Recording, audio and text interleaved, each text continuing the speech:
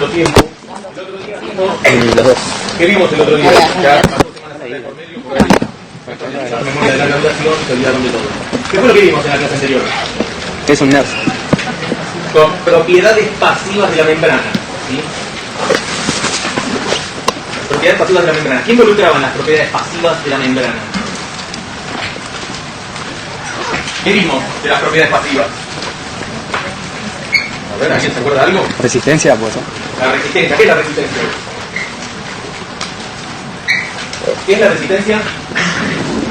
Algo con alguna palabra, es un término eléctrico o biológico mejor. ¿Cómo? Por atrás, dice cuando se lleva la puerta por atrás. Gracias. La oposición, ¿sí? Que sería lo inverso de la conductancia, que es la facilitación. ¿Sí? Bueno, ustedes por ahí, lo que vieron el otro día, no logran todavía darse cuenta cuál es la funcionalidad o para qué servía explicar las propiedades pasivas. Las propiedades pasivas sirven primero porque es cómo funciona toda membrana de cualquier célula, caso que les expliqué, hasta de los vegetales. ¿Sí? Son capacitores. ¿Sí? O sea, que tienen la capacidad de almacenar cargas de manera diferencial de un lado y del otro. Y eso es muy importante para lo que vamos a ver hoy, que son las propiedades activas de las membranas. Y en estas propiedades activas es donde principalmente juega un rol muy importante las neuronas, porque son las que usan esas propiedades. Alguien que dice que una vez empezada la clase, para si no, si podés ir por atrás mejor. ¿Por allá? ¿Sí? Acá tenían anotado lo que era, ¿vieron lo que era I igual a G, B, PM, menos E? ¿Sí? ¿Qué era? ¿B de qué era? El voltaje de la membrana. E, NERS. ¿Y qué es NERS? ¿Es una constante? ¿Cuándo varía NERS? ¿Cuándo puede variar? Cuando no está en equilibrio. ¿Cómo? Cuando no está en equilibrio. Cuando no está en equilibrio, varía. ¿Está bien lo que dijo? Cuando no está en equilibrio, varía. ¿Cómo? Más especies químicas. NERS es para un solo ion. NERS es uno solo. Es esa, la de Hodgkin. Hodgkin y Katz. Esa es otra cosa. Ustedes lo que vieron en el práctico la otra vez era que ese gráfico de la corriente en función del voltaje, que yo no se los di, por más que está en las diapositivas, que era una recta y que realmente cuando lo medían se estaba desplazando, era cuando cambiaban la concentración de potasio. La diferencia entre esas dos gráficos, uno era que consideraba NERS y el otro era que consideraba la ecuación esta para el B de membrana. Y la diferencia de NERS con esta es que cuando yo bajo demasiado el potasio, empieza a tener un efecto el sodio. Entonces me desvía la curva a concentraciones muy bajas de potasio, compite con el sodio para esa fórmula. Cuando yo tengo un ion que lo tengo en muchísima cantidad, yo puedo aplicar esta o aplicar NERS, que es exactamente lo mismo. O sea, cerca, en más 55 o en menos 45, si yo aplico esta fórmula o aplico NERS, me van a dar aproximadamente el mismo valor. Porque hay una concentración tan alta, hay un flujo tan alto, está tan cerca de su potencial de equilibrio electroquímico que desplaza al otro ion. ¿Se entiende?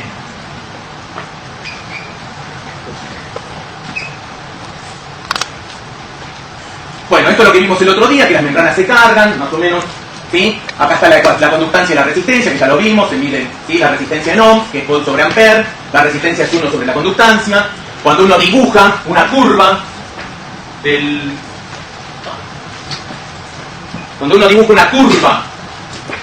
voltaje en función de la corriente, ¿qué es lo que hago? ¿Se acuerdan que había una técnica, ahora lo vamos a ver rápidamente de vuelta, que era el clampleo de voltaje o patch clamp?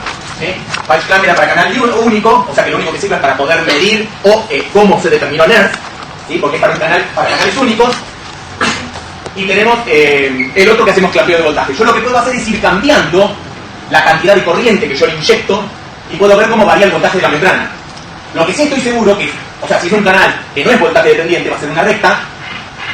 Si es un voltaje dependiente va a cambiar, lo vamos a ir viendo. Pero cuando el voltaje de la membrana se hace cero, es el NERS. ¿Se entiende? Es el flujo neto de ese ion es cero. Esa es la definición de NERS. ¿Sí? Y su fuerza impulsora, ¿se acuerdan qué era la fuerza impulsora? Pero ¿cómo era? ¿Cómo estaba determinada la fuerza impulsora? ¿Qué consideraba? Como fórmula. ¿Y qué más? Y el NERS. O sea que cuando esa fuerza impulsora, cuando esa fuerza impulsora O sea, cuando el B de membrana es 0, ¿sí? O sea, ¿qué pasa cuando llega a su NERF? ¿La fuerza impulsora qué es? Para ese catión. O sea, acuérdense, cuando yo estaba, es la diferencia que hay entre el B de membrana y el E de NERF. Cuando el B de membrana está muy cercano al E de NERF, pues vamos a ver si está acá. Capacitancia, bueno, ya sabemos qué es el capacitor, que es la carga por el B de membrana. B de membrana menos el B de ion, que esto es la fuerza impulsora por la conductancia. Cuando el B de membrana es igual al E de ion, ¿sí? ¿Cuánto es la corriente? Pero la conductancia es altísima. ¿Sí? Está fluyendo, o sea, no va o sea, está pasando, está muy cercano a al lugar que el ion quiere. La fuerza, la corriente neta es 0, pero están pasando iones de un lado para el otro. Recuerden esto, cuando la fuerza impulsora, cuanto más alejado está de su NERF, ¿sí? Va a ser más fuerte. ¿Qué es lo que va a tratar el ion? De llevarlo a su estado de equilibrio, el B de membrana. Eso es lo que va a tratar. Por eso se llama la fuerza impulsora. ¿Sí? Ahora tenemos esta ecuación y acuérdense también que la corriente total es igual a la suma de las corrientes. ¿Sí? Lo que falta acá es que hay una corriente, en lo que hoy vamos a ver, que es una corriente que se llama P en los libros en español, porque es de permeabilidad, o L, por leaking, los libros si los leen en inglés, que es que siempre el potasio tiene unos canales, permeabilidad, siempre hay unos canales de potasio que están relativamente abiertos. Esa es una de las razones por la cual se significa que el B de membrana de una neurona o de una célula del sistema nervioso sea cercano al potencial de equilibrio de qué ion, del potasio, porque tenemos lo que se llaman corrientes de fuga. ¿Sí? Eso es lo que determina que ese capacitor, ¿sí?, esté todo el tiempo cargado. ¿Cuándo se descarga un capacitor? Yo tengo una membrana. Que va a ser, adentro ¿cómo va a ser? ¿Positiva o negativa? Y afuera positiva. ¿Por qué es negativa adentro y positiva afuera? ¿A qué se debe? ¿A qué se debe que las membranas, todas las membranas biológicas, todas, de una bacteria, de una planta, todas tienen esta carga? Porque las bombas sacan... Las bombas, olvídense de las bombas, acuérdense, se lo dije la otra vez, las bombas lo que hacen es restaurar el gradiente electroquímico que se ve descompensado cuando entra sodio y está saliendo potasio. Pero la velocidad con que entra el sodio y sale el potasio es 1000 veces más grande que la bomba. ¿Se acuerdan por qué? ¿O no? ¿Se acuerdan o no? Sí. A ver, tengo uno que dijo sí, dígamelo. Fue por acá. ¿Cómo era la pregunta? ¿Cómo era la pregunta? ¿Eh? Ya me olvidé. Ya te olvidas. No, la pregunta. La pregunta, ¿por qué? O sea, yo también me olvidé la pregunta. ¿Cuál era la pregunta? Yo lo justifico, porque ya tengo Alzheimer a mi edad, pero... ¿Cuál era la pregunta? ¿Cómo? ¿Esa era la pregunta? La pregunta quiero saber. Ah, ¿por qué era más lenta? Porque era un transporte activo y... ¿Cómo? Porque era un transporte activo la de la bomba y la ¿Qué de... significa transporte activo? Claro, y aparte llevaba un proceso más... significa? Que gastaba energía. Hay gasto de energía, que además lo que tiene que hacer es como mete sodio, saca potasio, tiene que tener un cambio conformacional. Los cambios conformacionales de proteínas son más lentos que directamente que un poro se abra y pueda pasar un ion. ¿Se entiende eso? ¿Sí? Eso es lo que le da. Entonces, la bomba sodio-potasio ATPasa restaura el gradiente, o sea, restaura al capacitor de la membrana lentamente. Recuerden también que no hay un flujo de millones de iones. ¿Se acuerdan que con un potasio que saliera ya me cambiaba en 1 milivolt en esa zona el capacitor? Porque es el que queda acá al lado. No cambia la cantidad relativa, la concentración relativa a ambos lados de la membrana no cambia. Lo que pasa es que cuando pasa un ion como se queda acá, el capacitor no está determinando esta pequeña. Eran 50 micrones, eran 5 micrones o 50 micrones, me acuerdo, es una capa muy delgada, tiene que ser 5 porque 50 micrones es una célula. 5 micrones, ¿sí? Es una capa muy delicada que cuando pasa hay un ion que está cambiando el capacitor, ¿sí? Bueno, la tenemos allá. La única diferencia es que acá tiene la conductancia y allá lo que hicieron es ponerle, como ven acá, las permeabilidades, pueden poner. La permeabilidad es otra forma de mostrar la conductancia. ¿Las conductancias cambian? ¿Sí? ¿La conductancia del sodio cambia? ¿Por qué cambia? ¿Cuándo cambia? ¿Y cuando se hiperpolariza no?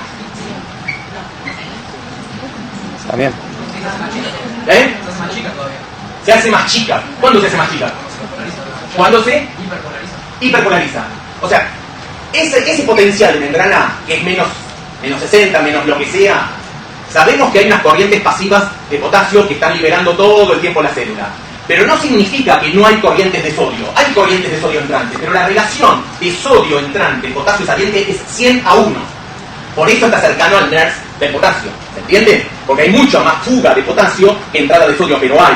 Y la conductancia es nada más lo que cuánto intercambio va a haber de sodio o no. La ecuación de NERS depende de las concentraciones externas o internas. Sí, es el factor, porque el otro son las constantes de logaritmo natural, es RT, ¿sí? La valencia, que es la misma. Entonces NERS depende exclusivamente de las concentraciones. Si yo lo que hago es aumentar el potasio externo, o aumentar el potasio interno, o el sodio interno, o el potasio o el sodio externo, yo estoy cambiando NERS. Y si estoy cambiando NERS, voy a estar cambiando la conductancia. ¿Se entiende? ¿Sí? Las únicas constantes son R, ¿sí? La valencia, R, la de Faraday, esas son constantes. Las otras, tienen que miren la fórmula y se dan cuenta si puede variar o no. ¿Qué es esto? Esto es lo mismo que vimos antes. Esto es nada más para mostrarle, ahora se lo voy a explicar después con más detalle. Pero esto es, yo les había explicado que cuando hacemos clampeo de voltaje, ¿se acuerdan que yo ponía un electrodo afuera y uno adentro de la célula? Y yo lo que puedo hacer es meter corriente adentro de la célula o corriente afuera. A diferencia de un fenómeno natural, es artificial. Yo le meto electrones, ¿sí? Como los que circulan por los cables. Yo le meto corriente directamente, pero estoy cambiando el B de membrana, ¿sí? Ahora, cuando yo lo cambio, como le meto electrones, el cambio es instantáneo. Yo les expliqué, seguro que no se acuerdan, que eso se llama onda cuadrada. ¿Por qué? Porque yo de golpe estoy en un voltaje y de golpe hace esto, y lo corto y se corta inmediatamente. ¿Sí? Son milisegundos. Ahora, el sistema es un sistema biológico. Los sistemas biológicos no funcionan como los sistemas artificiales. El sistema biológico lo que va a hacer es, lentamente va a ir cambiando, ¿sí? O sea, esta es la onda cuadrada. Supongamos, yo estoy acá. Yo agarro y hago esta onda cuadrada, que sería una de estas. ¿Cómo me va a responder el sistema? Lentamente va a llegar a su plató y otra vez cuando lo corte va a descender lentamente. Esto está determinado por la capacitancia de esa membrana. Esto es lo que justifica, pero ahora lo vamos a ver en más detalle, pero se los explicaron en el práctico la otra vez, es tau y lambda, la constante de tiempo y espacio, que yo no la explico en la clase anterior porque para mí el práctico está mal, porque ustedes se van con la idea de que tau y lambda para qué sirve. Hoy vamos a ver para qué sirve tau y lambda. ¿Sí? Hoy vamos a ver la importancia de poder medir, o sea, de poder cuantificar el tau y el lambda en un conductor, que es un axón o puede ser una dendrita. Entonces esto es nada más que para mostrar que las corrientes lentamente se van, o sea, no ocurren instantáneamente, ¿sí? Esto es el tiempo y esto es el potencial de membrana y van ocurriendo lentamente. Y estos cambios yo los grafico cuando están en estos puntos, que son estos puntos de acá, que es la corriente en nanoampere o miliampere y esto es el B de membrana. Y cómo va cambiando, ¿sí? El B de membrana, a medida que voy cambiando, cada vez que yo le inyecto corriente, me va a cambiar el B de membrana. Si yo por alguna razón cambio el B de membrana, me van a cambiar las corrientes. ¿Sí? ¿Se entiende? Si tienen dudas, miren la fórmula. Miren la fórmula, que es lo que varía y dice, si está multiplicando, va a aumentar, va a bajar, si está dividiendo, cómo va a funcionar. Estas son las propiedades pasivas, que es lo mismo que estábamos viendo recién. Esta es la corriente de la membrana, que es igual a la corriente que yo le pongo más la corriente capacitiva. ¿Sí? La corriente iónica, cuántos iones van a fluir, más la corriente capacitiva. La corriente capacitiva, que es el tiempo que tarda, esto lo determina el capacitor. Si es un muy buen capacitor, esto va a ser mucho más empinado, va a ser más rápido en el tiempo, y si es un mal capacitor, va a ser más lento. ¿Se entiende? Eso es lo que se habla de la capacitancia, es cuánto tarda esa membrana en adquirir un nuevo estado, en acumular cargas de un lado y del otro. Eso es lo que me está diciendo. ¿Y se basa en qué? En esto, no importa, que es el circuito equivalente, que es la ley de Kirchhoff. Pero no importa. Ahora lo vamos a ver más en detalle cuando vemos tau y lambda. ¿Se acuerdan los canales, los receptores, que podían ser distintos tipos de los canales iónicos? Que podían ser canales de voltaje, o sea, que lo que induce que haya un cambio. Lo tengo más. Lo que induce que haya un cambio en el receptor es que la membrana se tiene que cambiar, el capacitor. Miren el cartelito ahí en la entrada, y el cartel que dice una vez empezada la teórica, vayan por la puerta, ¿no? Vamos a poner un celular ahí. ¿Qué tenemos? Canales. Tenemos canales que se abren directamente, o sea, tenemos canales. Naturalmente existen dos familias. Uno son los voltajes dependientes. ¿Qué se precisa para que un canal voltaje dependiente se abra? Un cambio de voltaje, ¿en dónde? En la membrana. ¿Sí? Lo que hace es cambia la polaridad, se vuelve negativa afuera y positiva adentro, y eso lo que hace es un cambio conformacional en el canal. Generalmente es una subunidad, ya que están viendo bioquímica, es una subunidad que llama, las unidades transmembranas se llaman S, generalmente, es la S4, tienen 6, pero la 4 es la que determina, y cambia su forma, y lo que hace es empujar a la proteína y se abre el canal. Y el canal, como vimos la otra vez, es específico de ese ion, porque el ion no está como un ion flotando así solito, sino que está rodeado de moléculas de agua. ¿Sí? Si no estuviese rodeado de moléculas de agua, es que no es soluble, entonces no estaría totalmente ahí sí aislada la molécula. Pero si es soluble, significa que puede pegar moléculas de agua alrededor. Estos canales voltaje dependientes hay diferentes, hay de sodio, hay de calcio, hay de potasio, que son los salientes, hay de cloro, que son entrantes, o sea, hay cationes y paraiones. Los otros son los que gatillan, naturalmente. Nosotros estamos gatillando estos cambios en la membrana, ¿cómo? Poniendo electrodos, poniéndole corriente. Pero nosotros no tenemos electrodos en el cerebro. ¿Qué es lo que determina que un canal, o sea, que se depolarice la membrana? Nosotros la estamos depolarizando artificialmente, ¿se entiende eso? Pero naturalmente no existe eso. ¿Qué es lo que ocurre? Los canales ligando dependientes. ¿Qué son? Son cuando se libera un neurotransmisor, se pega, y al pegarse, tiene un sitio de binding o de unión, y esto lo que hace es el cambio conformacional para que se abra. ¿Se entiende? Esos son los receptores. Los que más van a ver son los de glutamato, que son los NMDA, por N-metil de aspartato, los AMPA y los kainato. Los que van a ver también otros canales, son los de dopaminérgicos, serotoninérgicos, acetilcolina, nicotínicos y muscarínicos, todas diferentes familias. Estos son los que se llaman canales iónicos, pero existen otros tipos de receptores, a moléculas, a ligandos, que son los metabotrópicos. Eso también lo deben saber de bioquímica, que son canales que no son poros, pero que cuando se pegan ligando producen un cambio conformacional y son activados activan una proteína G, que puede ser una proteína G inhibitoria o una proteína G estimulatoria. Eso lo que puede llevar es a la generación, activación de ANP cíclico, GMP cíclico. En visión vamos a ver un detalle de esto, porque es cómo funciona la visión tiene que ver con una proteína G, la transducina.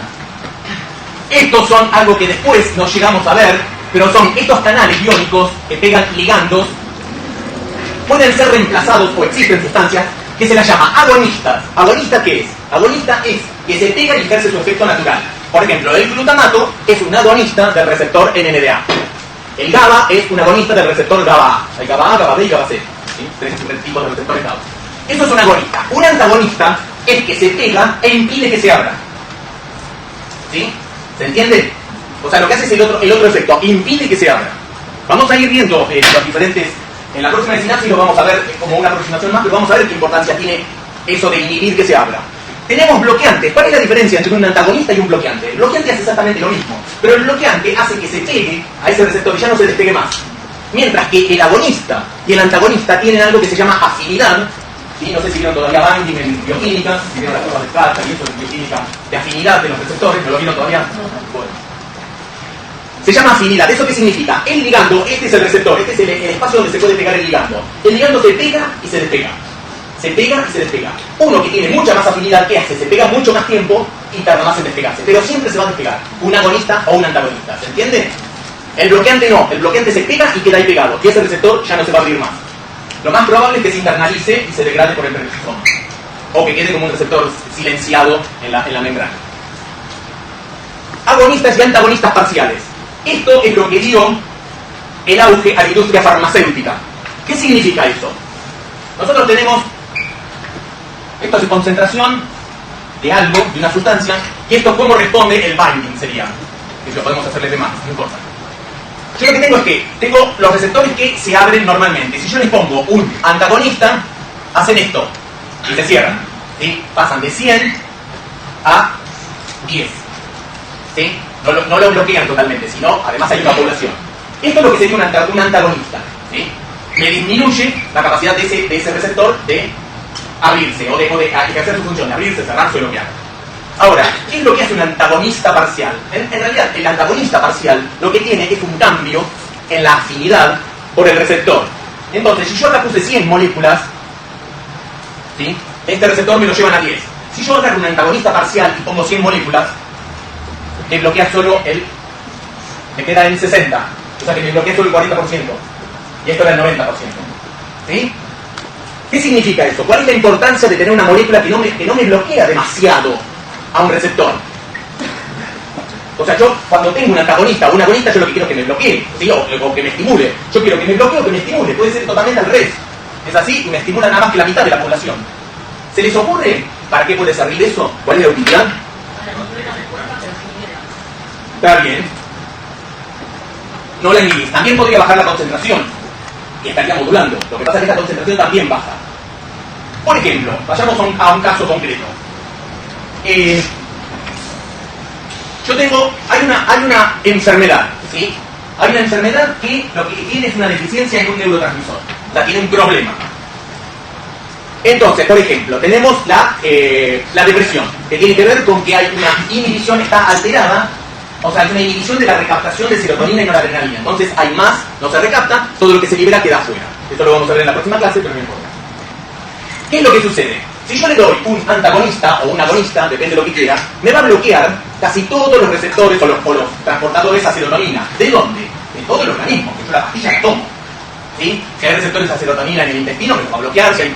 Ahora, yo lo que sé es que la mayoría de los receptores a serotonina, o la gran cantidad de receptores a serotonina, hay una mayor densidad en los núcleos que tienen que ver con lo que estaría participando en la depresión.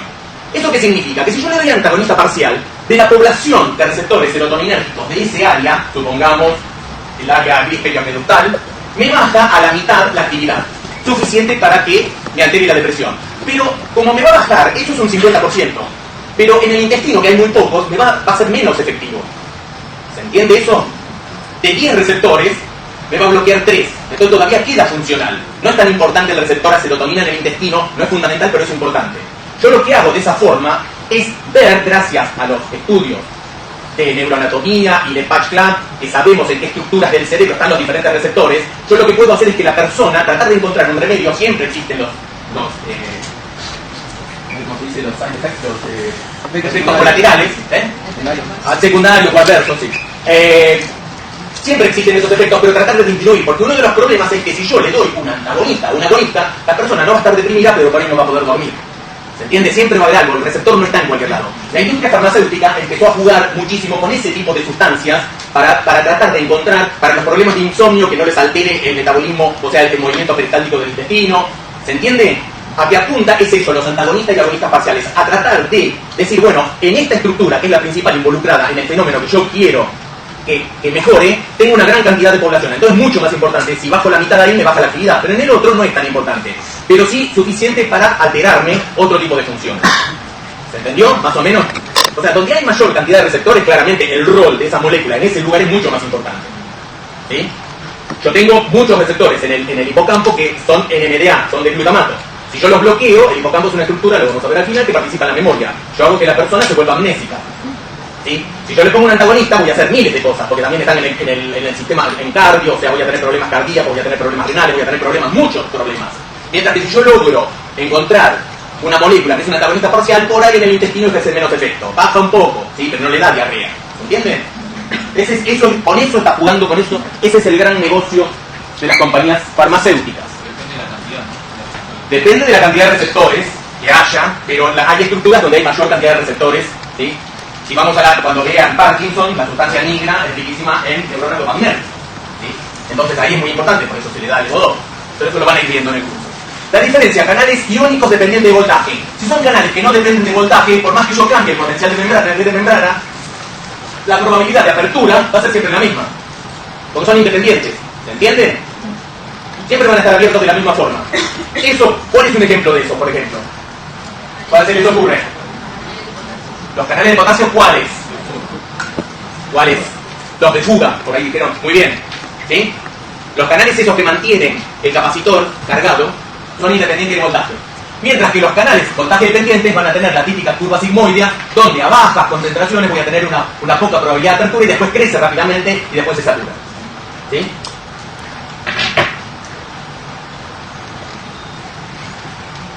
¿Se acuerdan esto? No hace falta que se los nombre, lo que era el Patch-Clamp, el Voltage-Clamp y todo eso, ¿se acuerdan?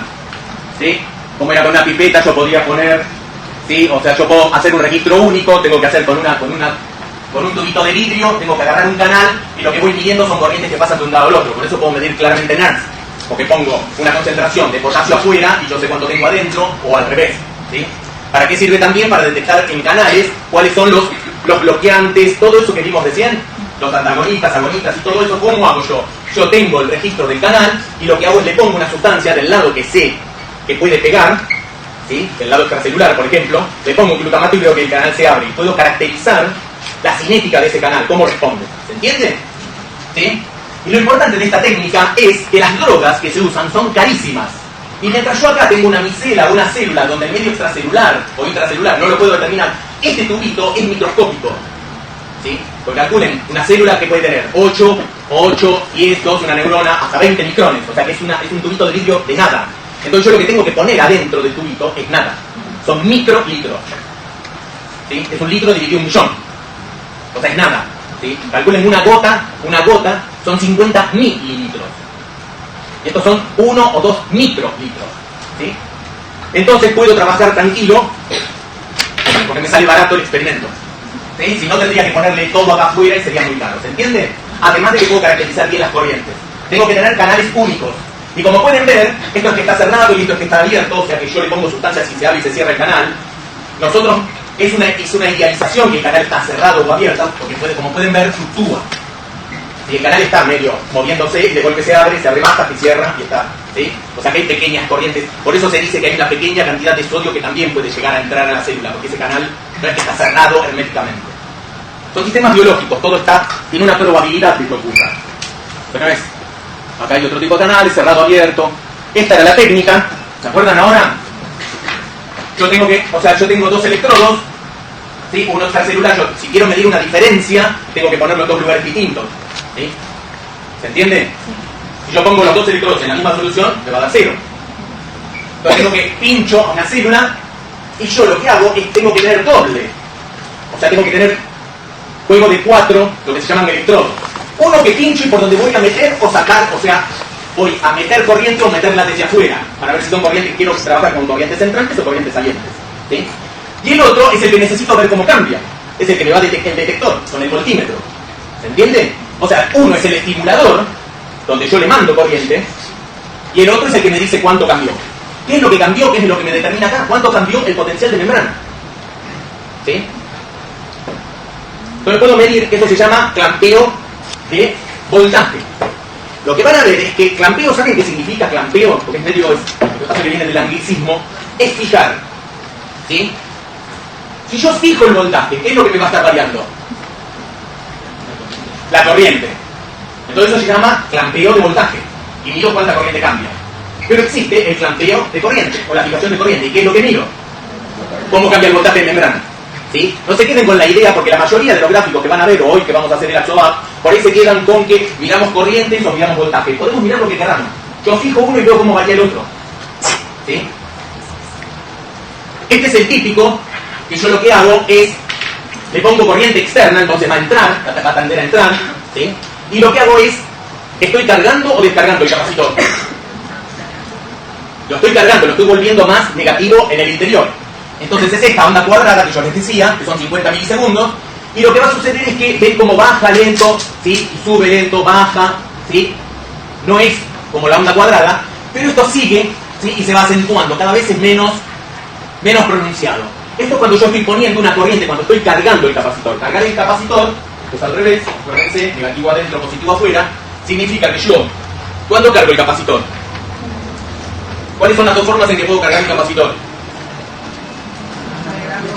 Agregarle cargas. Pero allá, a ver.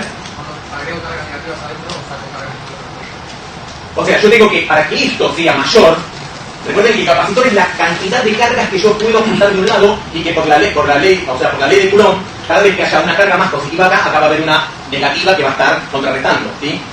Porque los opuestos se atraen y la membrana es lo suficientemente grande como para que esa interacción ocurra. Entonces, ¿cómo cargo el capacitor? O le agrego cargas positivas afuera, o le agrego cargas negativas adentro, o saco cargas positivas o meto cargas, ¿sí? Cualquiera que lo que haga es que me aumente el número negativo adentro y positivo afuera. Eso es cargar el capacitor, que es lo que estoy haciendo acá. El capacitor se carga y hay un momento en que no se puede cargar más, porque ¿de qué dependía la capacitancia? ¿Se acuerdan? Nosotros vimos 3 o 4, no me acuerdo si fueron 3 o 4 características. ¿Se acuerda alguno? Del área, muy bien.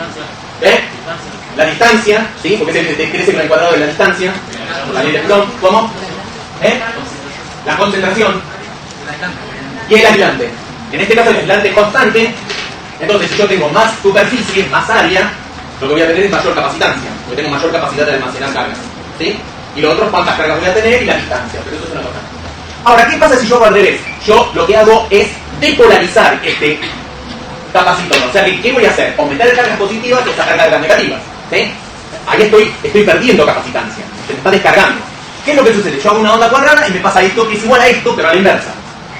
Se me sigue despolarizando, pero llega un momento en que me produce esto, que no me ocurría acá, y que nunca me va a ocurrir acá, por más que vaya a una onda de mayor cantidad de corriente y mayor tiempo. Este fenómeno que aparece solo cuando despolarizo la membrana, es de lo que se trata la teórica de hoy, que es el potencial de acción de las neuronas. Es una propiedad que es exclusivamente de las células neuronales. ¿Sí?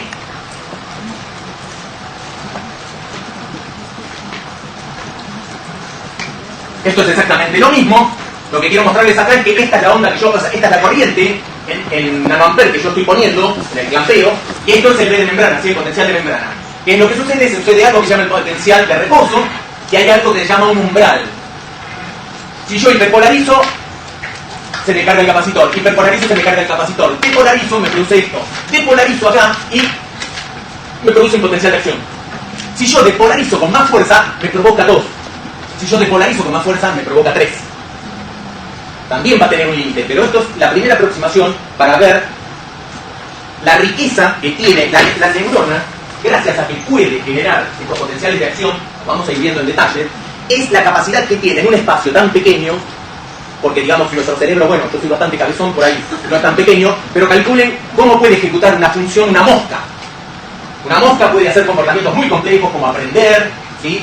Se emborrachan, les encanta el alcohol, es uno de los mejores modelos para estudiar alcoholismo a nivel genético, porque se puede manipular genéticamente, pero calculen cualquier pequeño insecto, todas las funciones que cumplen, lo complicado que es, por ejemplo, volar, ¿sí? Para una mosca, que tiene que estar coordinando todo el tiempo las corrientes de aire, todo eso, lo hace el cerebro. El cerebro son neuronas, ¿sí? Tiene 3.000 neuronas. Es la capacidad que tiene la neurona. Es una célula única dentro de los animales porque tiene una capacidad de transmitir información de una a la otra con una precisión que no existe en otros sistemas. No significa que es el más importante. Yo si tengo un cerebro y no tengo hígado, no tengo riñones, soné, ¿sí? O sea, no es que es el más importante. Como el ser humano no es el más evolucionado de los animales. Depende. ¿Sí? No somos los más evolucionados. Depende que miremos. Pero sí lo podemos comparar con el ser humano, con otros animales, que nosotros tenemos la capacidad de transmitir información. Yo ahora le estoy transmitiendo información de una precisión exquisita a ustedes que lo están recepcionando.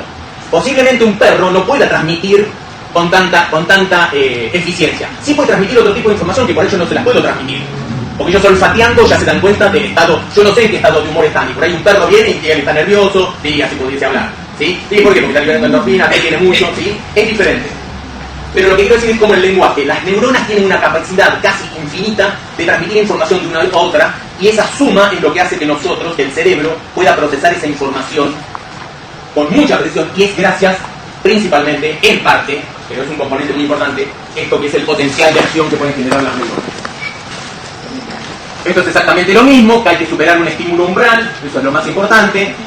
Esto es nada más para mostrar una neurona. Esta es una neurona típica piramidal de la corteza, ¿sí? De la capa 5, donde tenemos las dendritas, que ustedes ya saben, y el axón, y cómo se van generando diferentes tipos de potenciales, que los vamos a ir viendo, en diferentes partes de la neurona, pero lo más importante que tienen que recordar es que los potenciales de acción se generan solo en una zona de la neurona. ¿Saben cuál es? El cono axónico, es donde nace el axón. Esta es la zona donde siempre se van a generar potenciales de acción. ¿Se pueden generar en otros lados? Sí, vamos a ver, que se pueden generar casi en cualquier lado. Tiene que tener ciertos requisitos. Pero seguro que acá es donde se genera la mayoría de los potenciales de acción de una neurona, que es esto que figura acá.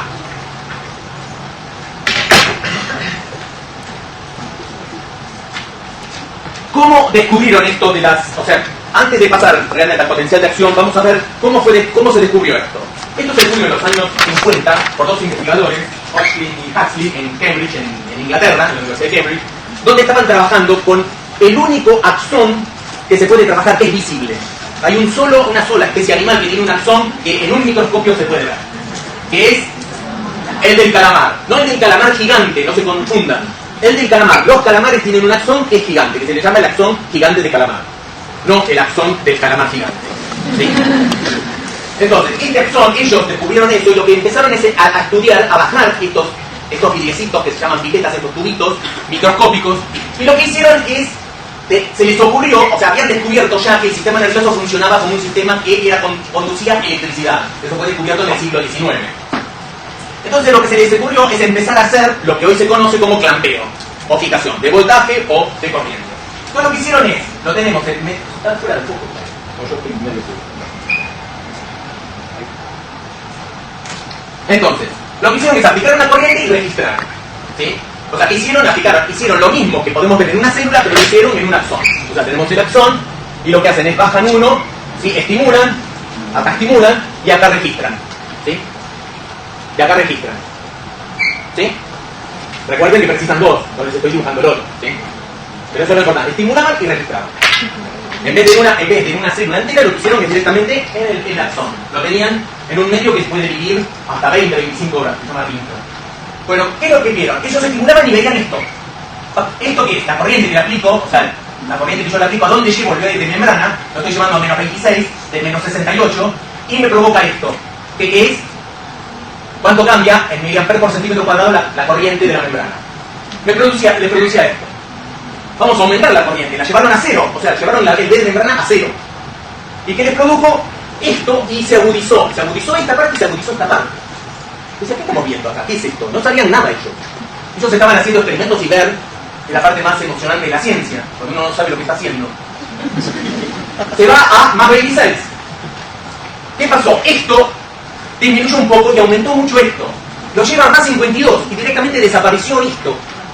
Y lo llevó a más 65 y apareció este pico acá y directamente ya no había algo que pasara, o sea, nada que fuera como una corriente, ¿sí?, entrante, que fuera hacia abajo.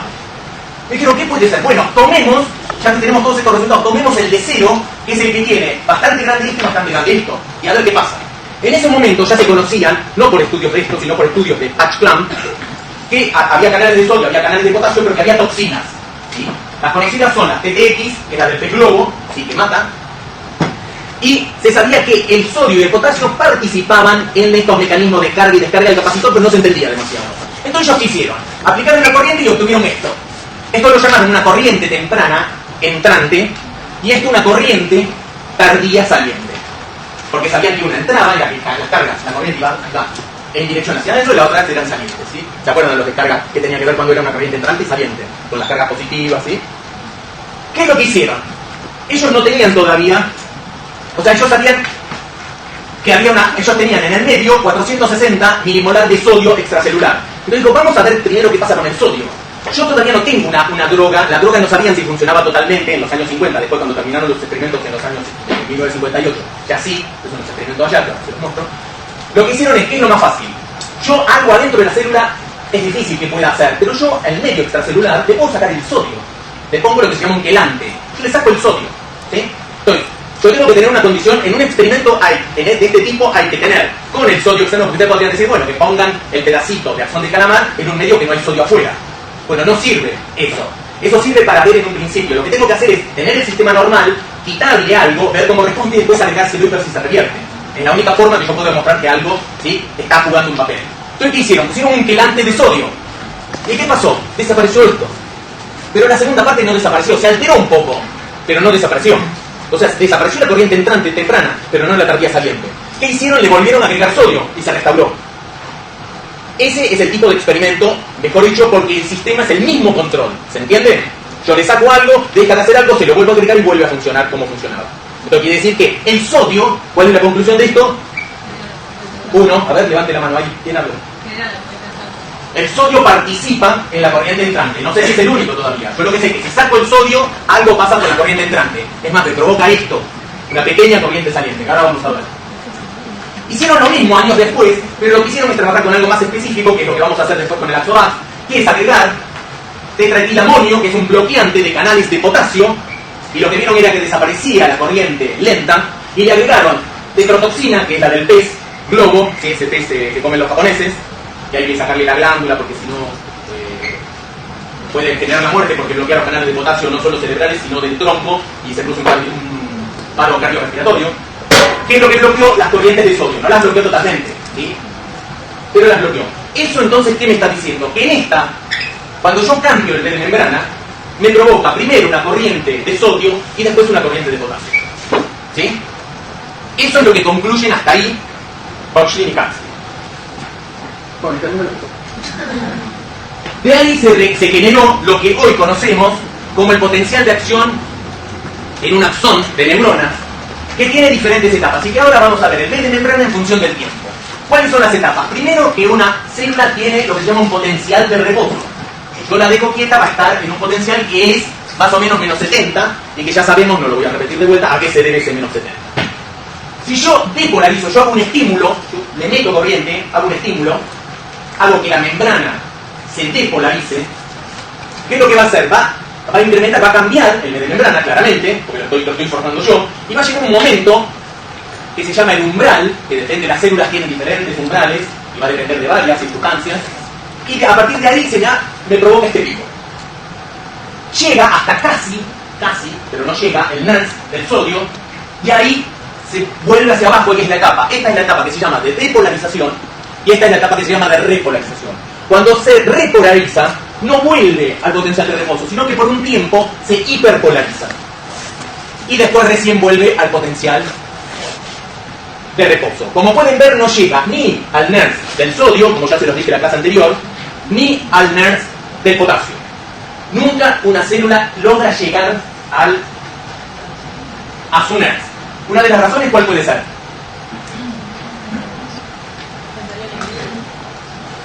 Parece ion, en equilibrio electroquímico parece ion.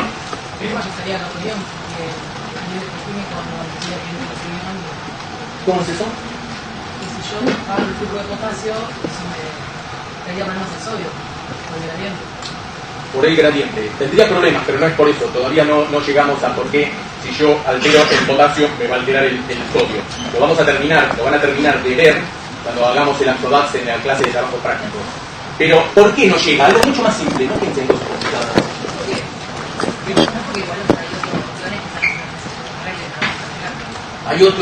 Hay otros iones que hacen un efecto contrario que no lo van a dejar llegar. ¿Eso le suena a algo? ¿Eso le suena a algo? Fuerza impulsora. Cuando está tratando de llegar al NERS el sodio, el potasio está tratando de llevárselo para su lado. ¿Sí? Entonces nunca va a lograr llegar si tenemos canales de sodio y de potasio. La única forma que se puede llegar al NERS si tenemos solo una especie de canal. Si tenemos dos, existe un equilibrio entre los dos. ¿Qué es lo que pasa? Este es el potencial de acción. ¿Sí? Lo que está dibujado acá, que está dibujado en todos los libros, son las conductancias. La conductancia del sodio y la conductancia del potasio. ¿Qué es lo que sucede en la primera parte del potencial de acción? Aumenta muchísimo la conductancia del sodio. Eso tiene que ver con la corriente entrante que vieron Bochlin y Huxley. ¿Sí? ¿Se acuerdan? Se ponían todo y no tenían. Ahora, después, como pueden ver, o sea, esta parte del potencial de acción sería exclusivamente generado por el sodio a través de canales voltaje dependientes. Canales voltaje dependientes, no son pasivos. Esta parte, como fíjense acá, la conductancia del potasio es mucho más lenta y mucho más baja, ¿sí? Las corrientes de potasio son más lentas, ¿sí? La corriente del potasio, esta parte de repolarización, entonces, ¿qué ion participaría? ¿Cuál sería el ion involucrado ahí? El potasio, como vieron Bochlin y Huxley, cuando quitaban el potasio se perdía la corriente saliente, tardía. ¿Sí? Entonces tenemos en el potencial de acción que la generación del potencial de acción se necesita canales de sodio, voltaje dependientes, y para que termine el potencial de acción, porque lo importante en cualquier sistema no es que algo se gatille, sino que tiene que finalizar, porque si no finaliza, queda constante. ¿Se entiende? ¿Sí? Si hay un aumento de algo va a tener que bajar para que después pueda volver a subir, si no ese sistema quedó ahí y ya listo. Eso es un mecanismo irreversible. Y la mayoría de los procesos biológicos son reversibles. ¿Sí? Feedback negativo, feedback positivo, depende de qué tipo de reversibilidad, pero tenemos cierto grado de reversibilidad. ¿Sí? Entonces hay un cambio en las conductancias de los iones. Y ese cambio en la conductancia tiene que ver con que cambian las permeabilidades. Y esas permeabilidades cambian y las conductancias cambian, ¿por qué? Porque se abrieron canales. Entonces, iones sodio entraron para depolarizar y luego, para repolarizar, dejaron de entrar iones sodio y empezaron a salir potasio. Pero ¿cuáles son las claves del potencial de acción? Se gatilla por depolarización. Por hiperpolarización jamás voy a generar algo similar. Y vamos a ver también por qué. ¿Por qué existe para la depolarización y no para la hiperpolarización? Se debe alcanzar un umbral, o sea, hay que superar un valor crítico, y en ese valor crítico, ¿qué es lo que sucede? Ahí tengo un valor de membrana en el cual se me abren masivamente los canales de sodio, voltaje dependientes que se encuentran en ese área. ¿Sí? Es una respuesta a todo o nada. Una vez que superó el umbral, me produce ese pico y baja. Se llama respuesta a todo o nada. Lo puedo modular, vamos a ver que lo podemos modular, pero la respuesta es a todo o nada. Se abren todos los canales de sodio que estén disponibles. ¿Cómo podría ser modulado si depende de los canales de sodio? A ver, ¿qué lo podría modular? Que sigue siendo una respuesta a todo o nada, pero yo no tengo el potencial. A ver. Yo tengo el potencial de acción. Siempre que hagan un eje, pongan en función del tiempo. Siempre pongan ordenada y abscisa. Entonces tenemos menos 60. Entonces tenemos el umbral. Ta, dispara, repolariza, ta. Yo esto puedo hacer, esto es a todo o nada. Yo puedo hacer que este potencial también sea así. Que sea así. Todos estos son diferentes, ¿sí? Pero son todos a todo o nada. ¿De qué puede depender eso? Acá dicen de las concentraciones. ¿De las concentraciones de qué? De sodio. De la relación concentración, sodio intracelular, sodio intracelular. Principalmente intracelular porque se va a entrar. ¿Sí? Si tengo menos sodio afuera, la velocidad con que entra el ion es menor. ¿Sí? Si acá hay 3 personas y tienen que salir del aula, salen fácilmente. Cuando se vayan ustedes, es un despelote. Porque son muchos, ¿sí? Entonces, tiene que ver con cómo yo tengo más cantidad, va a poder entrar si tengo más canales. ¿De qué va a depender también? Ahí estábamos hablando de una puerta. Yo estaba hablando de una puerta, pero ¿de qué va a depender? Si yo tengo acá 10 puertas, y son todos ustedes, ¿sí? Y de golpe abro las 10, ¿van a salir rápido? Sí, van a salir rápido. Si son 3 personas, a mí no me importa abrir las 10, porque tengo 3 personas nada más. Pero va a depender de la concentración, ¿sí? De sodio. Eso va a depender del pico, cuán alto es el pico. ¿Y cuánto tarda esta la inclinación de esto? Y lo otro que va a depender es de el número de canales de sodio voltaje dependientes. Si yo tengo una alta concentración pero tengo pocos canales, va a tardar también mucho más. ¿Sí? Se propaga sin decremento. Eso es una de las características que ahora vamos a ver, que se propaga a través del axón y no decrece en intensidad. El B de membrana se invierte. ¿Por qué se invierte? Porque se depolariza. Estoy descargando el capacitor. Se vuelve positivo en el interior celular. Hay algo que se llama, ya que está acá lo nombro, que es el periodo refractario, que impide la depolarización continua. ¿Qué significa eso? Y vamos a ver cuáles son sus características también. No importa cuánto depolarice la membrana, cuántos iones tenga, esto siempre va a ser esto. Va a serlo así, salvo que altere algo. Salvo que ¿qué altere? ¿Se les ocurre que podría alterar para que esto no se cumpla? Hasta acá yo preciso, en teoría, podríamos decir 2 condiciones. Lo que preciso es sodio y potasio, canales voltaje dependientes. ¿Sí? El número de eso me va a determinar cuán fuerte va a ser esto. En cuanto más canales de sodio tenga, y si tengo concentraciones fisiológicas de sodio, esto va a ser muy empinado, va a ser muy rápido. ¿Sí? Entonces esto va a depender del sodio, del potasio, de los canales de sodio y potasio voltaje dependientes. ¿Sí? El periodo refractario es que esto a ver si los explico ya y ahora lo vamos a ver, después lo vamos a ver bien con el axobas. Yo tengo el B de membrana en función del tiempo, menos 60, el umbral. Yo genero un potencial de acción. Ahora, ¿cómo lo generé ese potencial de acción? Estimulando acá. Ahora yo estimulo acá. No pasa nada. No me cambia, no me produce nada.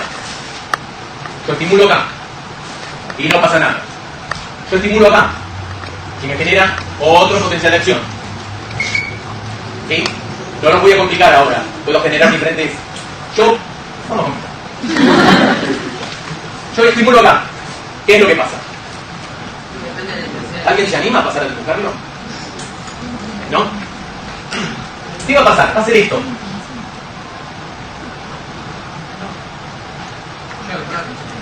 ¿Cómo? Si generó el potencial, si generó este tipo de potencial, que es un tipo de potencial de acción, es que está arriba del umbral. O sea, si los describo primero, ahora lo vamos a ver un par de veces, P periodos refractarios se llaman absoluto y relativo. El absoluto es, no importa la cantidad de estímulo que yo le dé, lo que haga, no tengo la capacidad de generar otro potencial de acción. El relativo es que yo tengo la capacidad de generar otro. ¿Sí? Tengo la capacidad de generar otro. No es igual. Entonces me pueden decir, pero usted acaba de decir que no decrece una característica del potencial de acción es que se propaga sin detrimento. Sí, sin detrimento si tengo el tiempo suficiente para que se genere el próximo. Eso es una característica que ahora la vamos a ver, que tiene que ver con los canales. Los canales de sodio acá se abren, los voltajes dependientes. Acá están en un periodo que se llama se inactivan. Durante un periodo están inactivos. Esos que están inactivos no están disponibles. ¿Sí? Cuando va pasando el tiempo se vuelven a estar activables. ¿Qué significa? Que si se reciben otra vez un estímulo, o sea, si le polarizo de vuelta la membrana, se pueden volver a abrir. Pero eso de qué va a depender? Del número. Claramente, yo acá tenía, supongamos, 1000 receptores a sodio que se podían abrir. Pero yo cuando estoy acá, por ahí tengo 500 nada más. Entonces se abren los que están disponibles. Esto es más chico que esto, porque esta diferencia me está diciendo cuántos canales yo tengo acá disponibles para que se abran. ¿Se entiende? Porque le estoy dando el mismo estímulo que acá. Lo que pasa es que los canales están, acá se cierran, acá se cierran los de potasio, los de sodio, perdón, se van cerrando y acá empiezan a abrirse de vuelta. Están disponibles, no se abren, están disponibles. ¿Sí? Están disponibles para abrirse ante un estímulo. Si yo le doy el estímulo, se logran abrir. Lo que está sucediendo acá es que se cierran, se inactivan en realidad, los canales de sodio y se activan los canales de potasio. Y por eso esto baja. Por eso esto era dependiente de sodio, esta parte era dependiente de sodio y esta es dependiente de potasio. Y lo que tiene que ver estas diferencias son la cantidad de canales. Si yo estimulo, me voy dando cuenta cuántos canales, puedo hacer un cálculo de cuántos canales tengo disponibles. Con eso puedo calcular el tiempo de inactivación de los canales de sodio. Y eso fue lo que hicieron. No nos interesa a nosotros porque es parte de la biofísica, pero podemos calcular. Lo interesante es que hay un periodo acá que yo si estimulo, que es cuando volvió de vuelta al potencial de reposo, después de que se hiperpolarizó, tengo un potencial de acción que es exactamente igual. En magnitud. ¿Por qué? Porque son la cantidad de canales de sodio voltaje dependiente que tengo en ese lugar. Sí. Para que no estén disponibles nuevamente los canales de sodio, ¿no tienen que estar otra vez en el potencial de membrana de reposo? No, ahora lo vamos a ver. Ahora lo vamos a ver. Se los adelanté. Porque me gusta complicar las cosas. Esto mejor no lo vemos. Esto nada más es una muestra de cuando yo incremento y cuando yo cambio el B de membrana, cómo me cambiaban, ¿se acuerdan las corrientes? Y cómo me cambian las conductancias. Esta es la conductancia del sodio y esta es la conductancia del potasio, que es mucho más lenta. Entonces a nivel de la conductancia, ¿en qué? En milisiemens por centímetro cuadrado, estoy midiendo conductancia. Entonces podemos medir las conductancias, podemos medir las corrientes, podemos medir varias cosas, depende en qué se paren. Es exactamente todo lo mismo. Lo único que hacemos es cambiamos qué estamos mirando. Si ven la fórmula, les sale de la fórmula. Por eso digo, traten de recordar, son 3 fórmulas, nada, que son 3, la de Ohm, ¿sí? O sea, son muy simples. Entonces, si tienen la fórmula en la cabeza, las conductancias de sodio y potasio, eso se los pongo para cuando lean la diapositiva, porque si no después se olvidan. Las conductancias de sodio y potasio cambian en el tiempo luego del estímulo. Esto para que sepan que las conductancias, a veces en finales orales menciono la conductancia es una constante. Las conductancias de sodio y potasio son voltaje dependientes. Claramente, yo cambio el voltaje de la membrana, yo cambio la membrana, las corrientes van a ser diferentes, me cambia la conductancia. Tienen que entender qué es la conductancia. La mejor forma de entender la conductancia es lo opuesto de la resistencia. ¿Sí? Es cuánto deja pasar. La resistencia es cuánto no dejo pasar. ¿Sí? Lo que pasa es que no existe un símbolo eléctrico en el circuito equivalente para la conductancia, entonces lo dibuja como la resistencia, el simbolito de la resistencia. Esto es exactamente lo mismo que es, ven cómo es el experimento, este es el axón, y cómo va cambiando un potencial de acción. Lo que demuestra acá es que un potencial electrotónico o un potencial subumbral, ¿sí? O sea que está debajo, que no superó el umbral. ¿Qué pasó cuando yo lo estimulo acá, a esta distancia? ¿Qué pasó? Desapareció, se perdió, mientras que el potencial de acción se mantiene. Esto es lo que determina, así es como determinaron que el potencial de acción no decrece mientras se está propagando.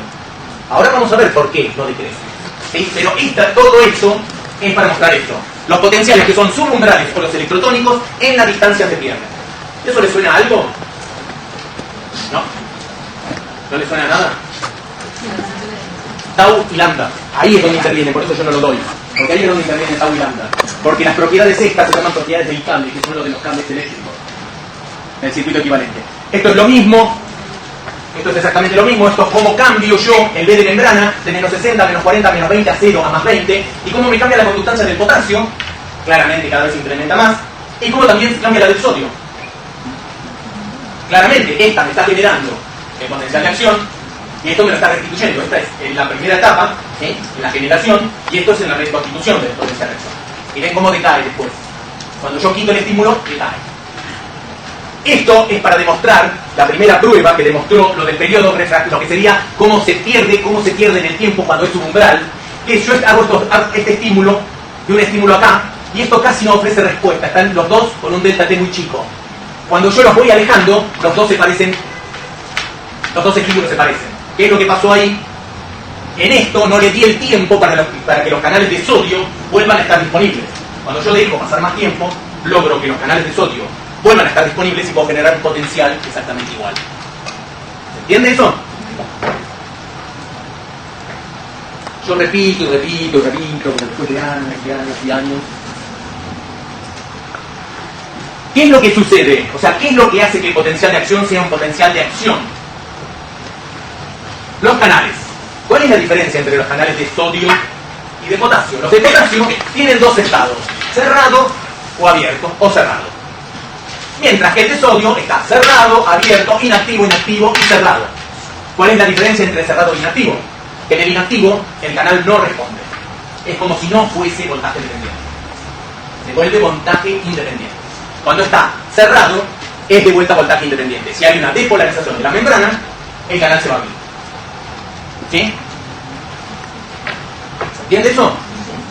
¿Eso a qué se debe? No sé si viene en la próxima. Sí, pero entonces en vez de leérselo, me lo explico. ¿Eso a qué se debe? El canal de potasio es un canal que se abre y se cierra. El canal de sodio tiene dos compuertas.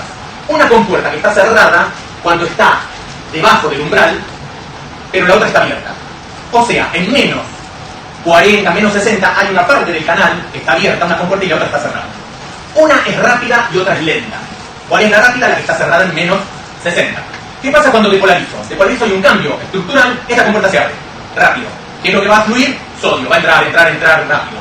Cuando está empezando a alcanzar el NERS, ¿qué es lo que pasa? Esta está abierta, ¿sí?, porque esta se abre cuando supera el umbral, cuando hay una depolarización, y esta se empieza a cerrar. Se cierra. Eso es lo que ocurre cuando estamos casi en el pico, va ocurriendo en diferentes canales, cuando estamos llegando al pico del potencial de acción. Entonces, cuando yo estoy cercano al NERS, tengo esta, la rápida, abierta, y la otra cerrada. ¿Qué es lo que sucede cuando se repolariza? Acá ya el sodio no corre ninguna, ya no cuenta, porque lo tengo cerrado el canal. ¿Qué pasa? Se abrieron los de potasio. Los de potasio son los voltajes dependientes, y lo que los va a abrir cuando están lejos de su NERS. O sea, se van a empezar a abrir en menos 3, más 30, más 35. Ahí es donde se van a empezar a abrir también masivamente. Entonces, ¿qué va a pasar? Ahí se va a empezar a repolarizar la membrana, se va a volver a cargar el capacitor. ¿Se entiende? Entonces, esta membrana, esta que estaba cerrada, cuando se va hiperpolarizando, esta también se cierra rápido y esta se la está empezando a abrir. Mientras esta esté cerrada, que es la lenta, es cuando está inactivo. Cuando llega a la hiperpolarización, cuando llega a esta zona del potencial, a esta zona más o menos del potencial, varios ya abrieron esta y esta está cerrada. Que ahí está disponible, si está depolarizada la membrana, esta se ve de vuelta y vuelve a repetir. Esa es la razón por la cual, gracias a que el canal tiene dos compuertas, y tiene una compuerta rápida, una compuerta lenta, y que la naturaleza seleccionó esos canales en los seres vivos que tienen la capacidad de que una compuerta se abre en la hiperpolarización y otra en la depolarización, tenemos potenciales de acción y que yo hoy se los puedo estar explicando. Si no, estaríamos en el barro todos comiendo hidratos de carbono. Sí. ¿Cómo? En el inactivo es que, claro, está abierta, o sea, esta sigue abierta todavía. Primero se abre esta rápido y esta se va cerrando, se cierra, y esta, como se cierra lento, tarda en abrirse también. Y eso es lo que está determinando que vuelva a estar cerrado. Cerrado significa que la rápida está cerrada. Inactivo significa que la lenta está cerrada. ¿Sí? ¿Se entendió? Bueno, para los que no lo entendieron del todo, está explicado acá. No se los voy a decir mucho. Está explicado ahí, lo leen después en su casa. Cualquier cosa, preguntan. Entonces tenemos periodo refractario, que ahora volvemos, siempre lo explico un poco antes para repetir. Tenemos una zona que es absoluta. ¿Por qué es absoluta? Porque esta es la zona absoluta. Desde que se genera el potencial de acción hasta más o menos el pico del potencial de acción. A ver, 1. Si no, escucho. 1. ¿Dónde la más negativa? Sí, vaya. Están todos los canales de sodio abiertos, están abiertas, está abierta la compuerta rápida. ¿Sí? Entonces no va a responder, ya que se están abriendo. ¿Sí? Y además, los que están abiertos están abiertos, y los que se empezaron a cerrar están inactivos, entonces no van a responder. ¿Se entiende? Por eso te lo llama absoluto. Porque es a todo o nada. En ese lugar se me abrieron todos. Entonces ya, porque por más que le mande otro estímulo, los que están abiertos, ya está. Fue la capacidad de esa área de la membrana, de ese capacitor, de abrir canales. Y además se me están empezando a inactivar. Entonces son esto, que es el periodo refractario relativo, que algunos lo ponen más acá, algunos lo ponen a un tercio, más cerca del umbral, porque depende del tipo neuronal. Porque calculen que estamos trabajando con una neurona típica. O sea, las neuronas tienen diferentes características de capacitores, de descarga, de disparo, diferentes células, lo van a ir viendo, por eso es importante que entiendan esto y entiendan la próxima clase, porque después cuando vean, van a ver que en las células, en los fotorreceptores, tienen un tiempo de descarga, mientras que en las células ciliadas internas del órgano de Corti tienen otra, y que las fibras neuromusculares tienen otra, y son diferentes. ¿Sí? Pero si entienden esto, lo van a entender con mucho más fácil. Entonces, el periodo, no voy a leer esto, no tengo ganas, nada más. Yo se los explico, esto es para ustedes, ¿sí? Si no yo lo sacaría. O sea, no se distraigan con lo que está escrito, porque yo se los explico. Esto es para que después, cuando ustedes lleguen a su casa, si yo les pongo nada más que este grafiquito, es chino básico para ustedes, entonces no sirve, ¿sí? No van a entender. O ruso básico, o alguna comunidad que no esté presente para no. Islandés básico. ¿Hay algún islandés acá? Islandés básico. Entonces, el periodo refractario relativo es donde algún canal de sodio ya está. ¿En qué estado? ¿Cómo se llama? Cerrado, ¿sí? Está cerrado. Algunos ya empezaron. Los primeros que se abrieron acá ya se empiezan a estar cerrados, ¿sí? Porque por ahí ya se empezaron a inactivar por acá. Porque es una cuestión de tiempo, ¿sí? El canal es una cuestión de tiempo. Tiene que ver también con el nivel de membrana, pero tiene que ver con el tiempo. Porque si yo le mando más impulso, esto igual va a ser así para arriba y bajar. Eso me está determinando que el canal tiene unas características, ¿sí? Bueno, ¿no está cerrando?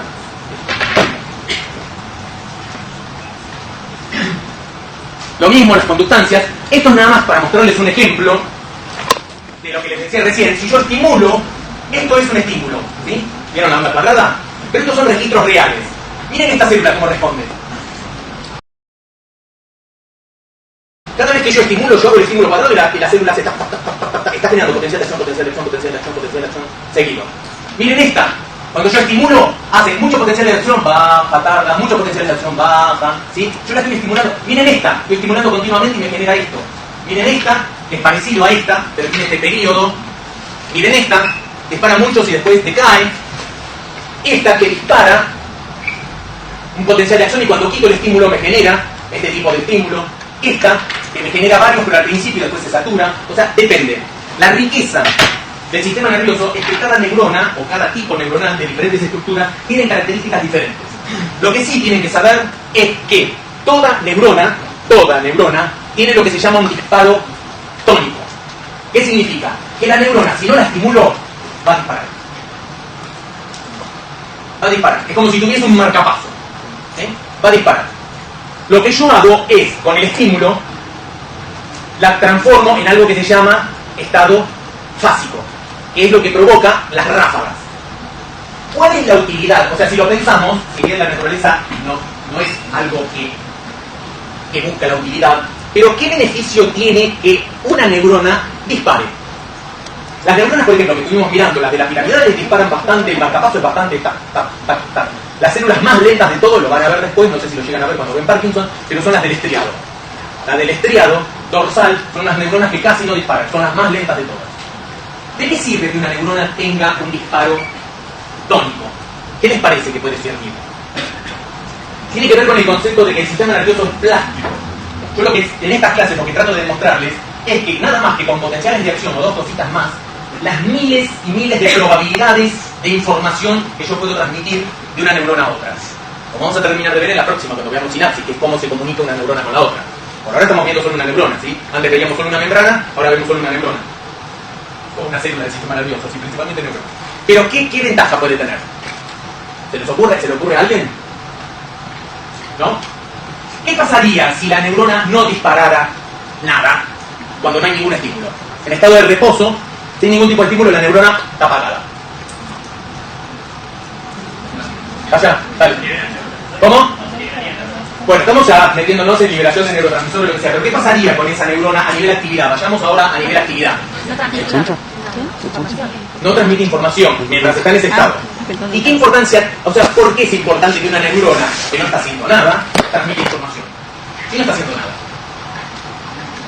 Cuando yo no hago nada, ni pienso.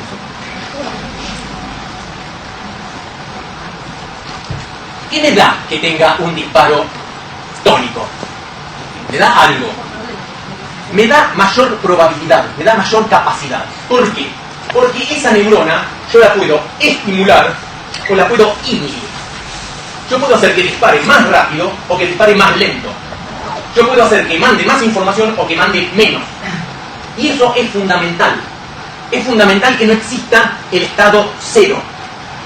¿Sí? Como no existe el equilibrio en los sistemas vivos, sino que existe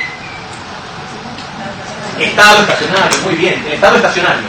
Y así como no existe un equilibrio químico en los capacitores, sino que existe un equilibrio o un equilibrio electroquímico, que es el que me garantiza el gradiente, es eso. Van a ir viendo cuando vean los sentidos, lo importante de tener una información basal, que es, si lo podemos, piénsenlo así, por más que después lo van a ver con más detalle. Es como, supongamos mi sistema somatosensorial. Mi cerebro tiene que saber, ¿sí? Mi cerebro tiene que saber que mi músculo está todavía en ese lugar. Si no recibiera una información de la neurona de que está ahí, no lo sabría. ¿Se entiende? Entonces así yo ¿qué puedo hacer? Puedo contraer o relajar, puedo modular la respuesta. Pero es importante, en el sistema nervioso, lo vamos a ver en la próxima clase, si no hay una integración, si una presinapsis no se conecta con la postsinapsis, se retrae y desaparece. Tiene que haber un feedback, le tiene que estar diciendo estoy vivo. Es como ahora para las jubilaciones, ¿sí? Tiene que hacer el control para había tantas jubilaciones que seguían cobrando después que se habían muerto 10 años, que bueno, hace un par de años, hace como 8 o 9 años, dijeron hay que hacer un control que se puede hacer de diferentes formas. Pero es para decir a la sociedad, una persona mayor, estoy viva todavía, o sea, síganme pagando lo poco que me pagan de jubilación, pero por lo menos sí, páguenme algo. ¿Sí?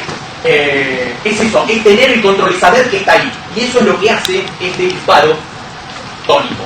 Y lo que puedo hacer es aumentarlo o disminuirlo. ¿Sí? Fíjense, por ejemplo, en el sistema cardíaco. Nosotros tenemos ciertas pulsaciones por minuto. Nosotros podemos incrementarlas o podemos disminuirlas. ¿Sí? Podemos tener taquicardia o bradicardia. Y es importante eso, porque depende de las circunstancias. Yo cuando duermo, ¿para qué quiero tener 80 pulsaciones por minuto si bajé todo el umbral? Entonces tengo bradicardia. Cuando estoy corriendo necesito taquicardia porque necesito llevar más nutrientes a los músculos. Entonces, mírenlo desde ese punto de vista. Y ese concepto es el que redondea el concepto de homeostasis. La homeostasis es lo que yo tengo que hacer para hacer que nada cambie. Las diferentes neuronas tienen diferentes velocidades de disparo y le están avisando a las otras que están ahí todavía, pero que no recibieron ningún estímulo, pero estoy acá. ¿Sí? Una cosa así. Esto es exactamente lo mismo, es que yo tengo un estímulo y me provoca esto que no es... Esto es artificial, ¿entienden, no? Yo estoy haciendo esta onda cuadrada. Yo estoy metiendo corriente y lo que veo es que provoca esta depolarización. ¿Sí? Esta depolarización no superó claramente el umbral. Entonces no me generó un potencial de acción. Ahora, superó el umbral con esto. Yo le di del mismo tiempo, pero mayor cantidad. O sea, mayor cantidad de corriente. ¿Qué me generó estos potenciales de acción? Si le di más, me va a generar más. Va a llegar un momento que no voy a poder hacer que me genere más potenciales de acción. ¿Sí? ¿Se entiende? ¿Eso cuándo va a ser? Cuando el estímulo supere el periodo refractario. ¿Se entiende? Esto está pasando porque este estímulo me permite que la neurona se depolarice, se hiperpolarice y esté en los canales de vuelta y siga la villa. Va a llegar un momento que este número se satura. ¿Se satura por qué? Porque los canales de sodio están inactivos y no pueden generar esto. Entonces hay un límite al número de potenciales de acción que yo puedo generar con un solo estímulo, que es esto. Eso es tenido en el tiempo, así esto es tiempo. Y esto es la corriente que le aplico. Esto es lo que van a ver en somatosensorial, que es un músculo con un receptor sensor, un terminal libre o uno de Pacini, lo que sea, y como tenemos la zona donde se conduce el axón y el terminal. Lo que yo hago es pinchar, pellizco ahí y me genera un potencial receptor, me descarga en estos lados y me libera un poquito de neurotransmisor. Después hago el mismo tiempo, pero más fuerte. Aumenta el potencial receptor, esto se llama potencial receptor, ya lo van a ver después, dispara más y libera más. Y si mantengo la misma cantidad, pero lo prolongo en el tiempo, me va a provocar este potencial receptor que va a durar más tiempo, este disparo en ráfaga, que se va a transformar en esto que se llama potencial liberador y va a liberar más neurotransmisor. O sea, lo que vamos a ver que se ve en la próxima clase, el estímulo depende de qué información va a comunicar con la otra neurona. Cuanto más libere, más información le está pasando. O está diciendo, bueno, yo estoy más tiempo activa, algo pasa. ¿Sí? Y tiene que ver con la duración y la fuerza del estímulo. Esto lo van a ver en el práctico con TTX. Propagación de las señales nerviosas. Una neurona típica tiene axones largos y generalmente requiere potenciales de acción para poder transmitir la información. Mientras que una neurona más pequeña tiene axones cortos, como van a ver que son las interneuronas, que son inter porque están dentro de un área, son modulatorias generalmente, y muchas veces no necesitan generar potencial de acción. O sea que el potencial de acción no es una condición necesaria para que dos neuronas se comuniquen. ¿Sí? Existen dos formas de transmitir la señal nerviosa: conducción eléctrica pasiva o electrotónica, que es lo que se llama, ¿vieron cuando yo estimulaba y no llegaba el potencial a superar el umbral y me generaba eso que subía y bajaba? ¿Sí? Eso se llama pasivo. ¿Pasivo por qué? Porque no depende de los canales de sodio voltaje dependiente. Entonces se llaman pasivos locales o electrotónicos. Y depende de la resistencia de la membrana y de la capa final. ¿Qué explica esto? Explica la teoría que les dije hoy del cable de los cables. ¿Sí? Estos cables se manejan igual que si fuese un axón de una neurona corta. El otro es un potencial activo regenerativo, punto de transmisores pasivas, son las neuronas de proyección y son de axón largo, generalmente. Ahora vamos a ver, donde lleguemos, cómo es que se propaga este potencial de acción. Vamos a ver primero en una neurona que no importa el largo del axón, es cómo se genera ese potencial de acción. ¿Sí? Ese potencial de acción se genera, como yo les dije, mayoritariamente en el cono axónico. El cono axónico, que se llama la zona de disparo, es la zona donde hay mayor concentración de canales de sodio, voltaje dependientes de la neurona. Si llega un estímulo por el soma, que llega a la zona del cono axónico, que logra superar el umbral, me va a abrir los canales de sodio, voltaje dependiente de esa zona, y se va a generar un potencial de acción. Si no, no va a pasar nada.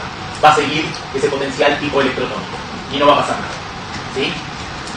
¿Qué es lo que sucede en esa zona? Claramente tenemos las corrientes todo el tiempo de fuga de potasio, pero ¿qué es lo que va a pasar? Supera el umbral, se abre el canal de sodio, se abren los canales de sodio, luego se inactivan y ahí se abren los de potasio y se repolarizan. ¿Sí? Se repolariza esa zona de la membrana. Ahora, si yo tengo un axón,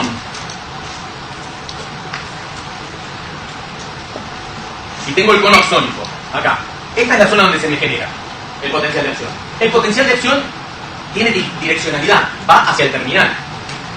¿Por qué va hacia el terminal? ¿Cuál es la razón de que vaya en esta dirección? Es más, ¿solo puede ir en esta dirección? ¿Hay alguien que decía que no? ¿Por qué? ¿Sí o no? Puede ser que vaya hacia las dos direcciones, pero que tenga mielina. No, no hay mielina. El tema es que No hay mielina. en la dirección No, contraria, es más, no sé ni lo que es la en mielina. la zona de la membrana donde se produjo el potencial de acción va a ocurrir el periodo refractario, con lo ¿Y? cual la transmisión del potencial de acción creo que va a ser solamente posible en una dirección, ¿Por porque qué? en la dirección opuesta esa membrana va a estar en periodo refractario, con lo cual no va a ser posible volver a generar Esa membrana, la membrana no. La membrana no tiene periodos. El que tiene periodo refractario son los canales de sodio, voltaje dependiente. El periodo refractario en realidad lo tiene todo. El periodo refractario involucra a los canales de sodio y a los canales de potasio. Son las zonas de disparo. Bien, tiene algo que ver con eso. ¿Qué pasa? O sea, el estímulo venía por acá, yo estimulo acá. Y se propaga en aquel lado. ¿Qué pasa si yo bajo una pipeta acá y estimulo acá? ¿Hacia dónde se va a propagar? ¿Se va a propagar hacia acá?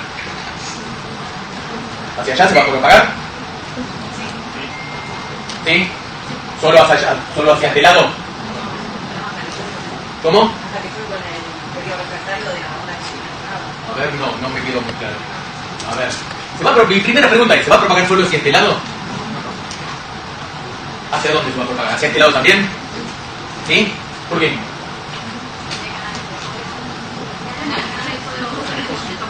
¿Cómo? ¿Y acá hay? ¿En el axón hay? ¿Canales de sodio voltaje dependientes? En menos cantidad, pero hay. ¿Cómo? En menos cantidad, pero hay. Menos cantidad, pero hay. Sí. O sea, yo lo que preciso es que en el axón corto, si tengo un axón corto, que era que se propagaba, donde se me genera el potencial de acción, tiene que haber suficiente cantidad. Todo depende de la densidad.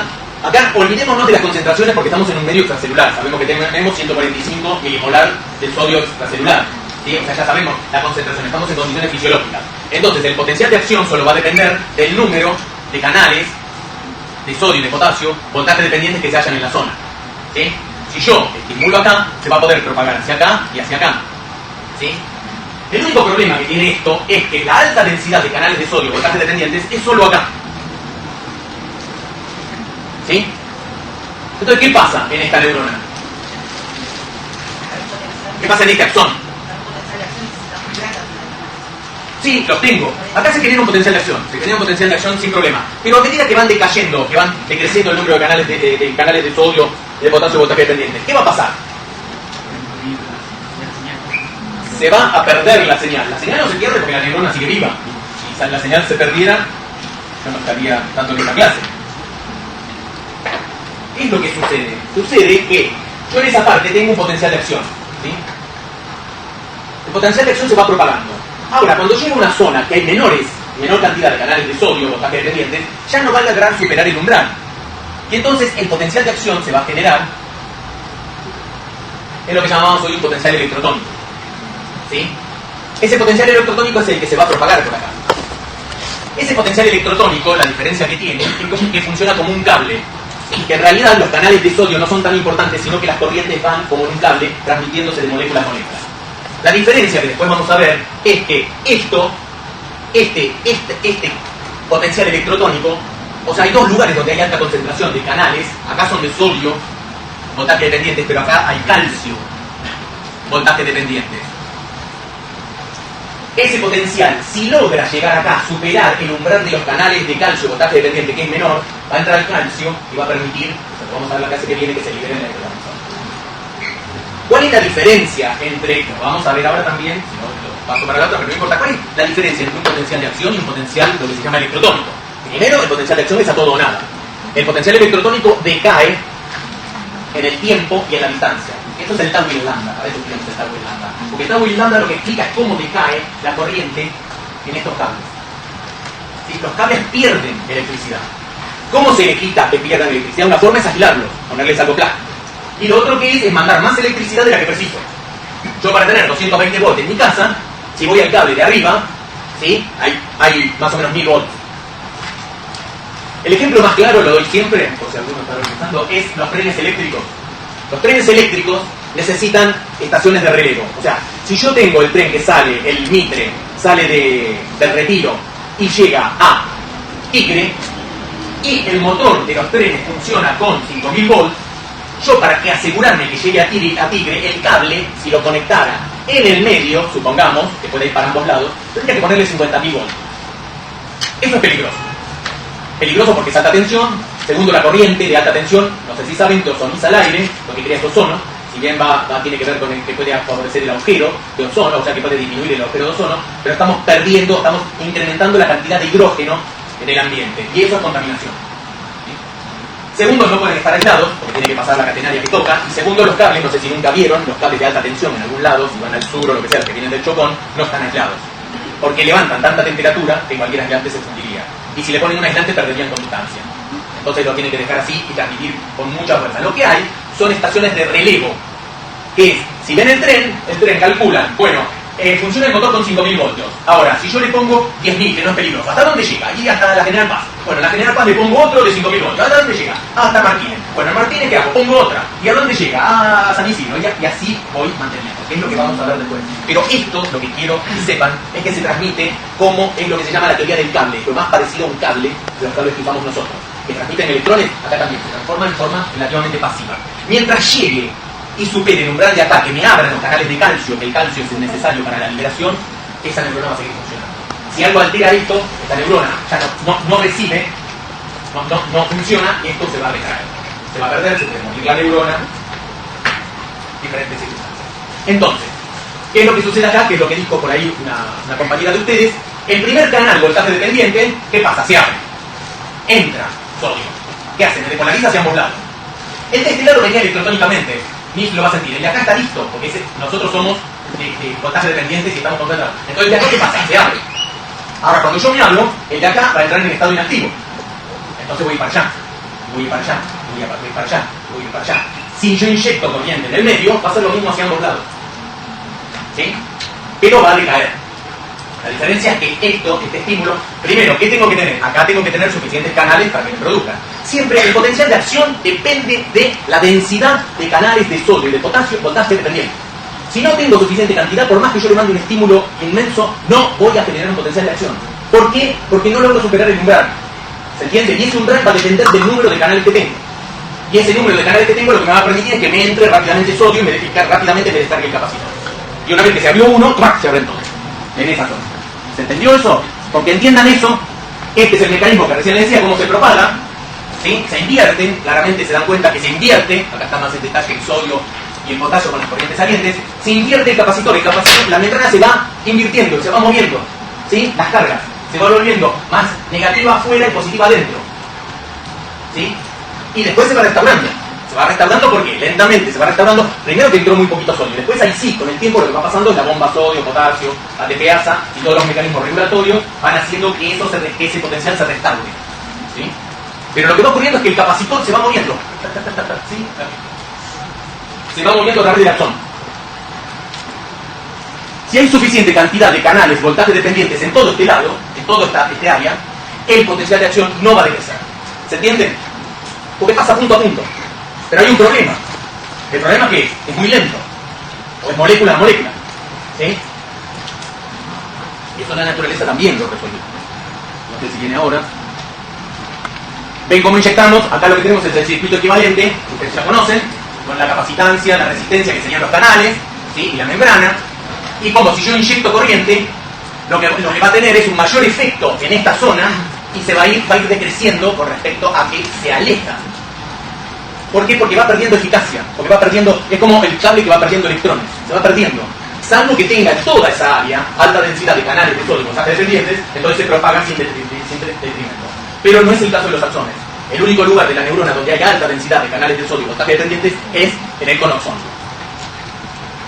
¿Y esto cómo decae? ¿A ustedes les suena este 37%? Miren acá. ¿Alcanzan a ver? Es el lambda. ¿Sí? ¿Se alcanzamos? ¿Ven el potencial? Esto es una corriente electrotónica, o sea, es subumbral. Yo aplico una corriente subumbral en este lado y se propaga para este lado y para este lado. Ven que es igual, pero va decayendo. Yo lo que hice es estimular acá y puse electrodos de registro a lo largo de todo el axón y veo cómo va decayendo. ¿Y ven cómo decae? Hasta que llega al potencial de reposo. ¿Sí? Este es el umbral. Ven que no llega al umbral, no puede llegar al umbral. ¿Te das cuenta? ¿Sí? Eso que decae es que decae en el tiempo y en el espacio, que son de dónde sale, por eso tiene que ver con esto, es la forma de explicar el potencial electrotónico, es por el tau y lambda. Si yo tuviese una corriente supraumbral y tengo canales suficientes, el potencial de acción no decrece y el potencial de membrana se mantiene, toda la membrana igual. ¿Se entiende? ¿Sí? Va punto a punto, cada canal va a activar al de al lado, al de al lado, al de al lado, entonces se va a mantener el potencial de acción. ¿Sí?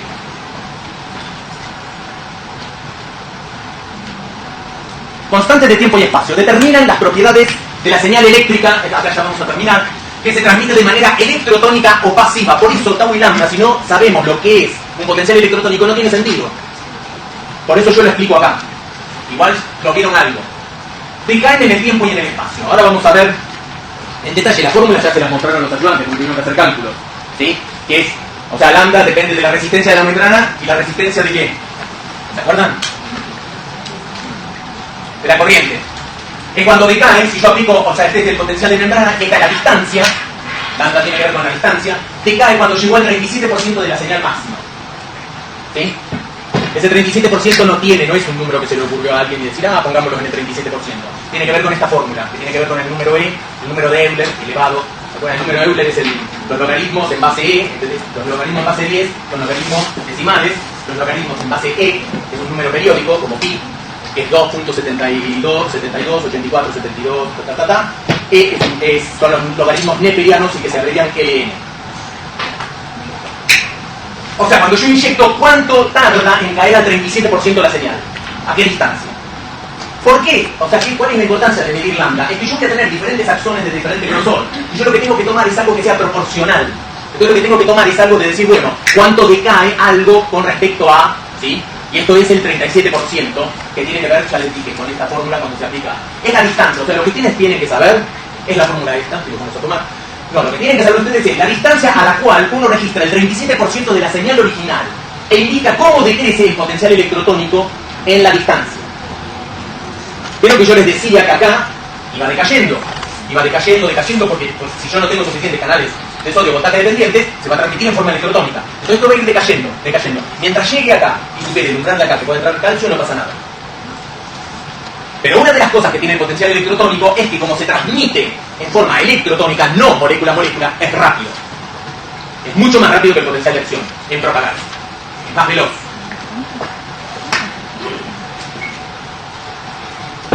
Esto es que sucede cuando yo cambio el B de membrana, ¿se acuerdan? Como cambiaba, yo ponía una onda cuadrada, pero cambiaba lentamente y bajaba lentamente. Entonces, como puedo calcular bueno, esto ya sería el tau. Lo muestro en la próxima, porque va a ser más fácil con... Lo muestro en la próxima. Vamos así, queda lambda y tenemos tau.